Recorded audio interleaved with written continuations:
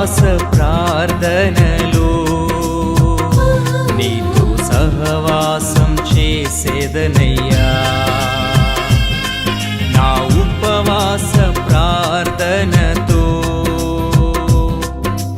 నిన్ను నేను వెదికేదనయ్యా.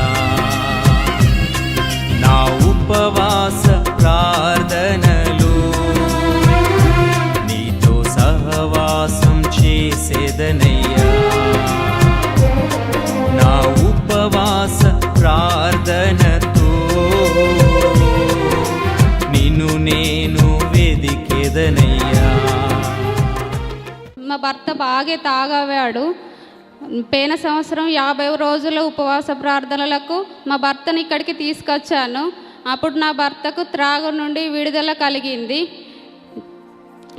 అలాగే నా భర్త ఫారెన్ కూడా వెళ్ళాడు. దేవుడు గొప్ప కార్యాన్ని చేశాడు.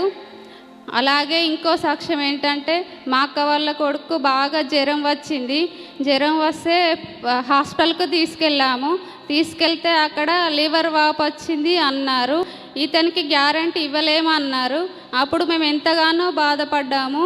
నేను ప్రేరాలు తీసుకెళ్ళి అతనికి రాశాను. దేవుడు గొప్ప కార్యం చేశాడు.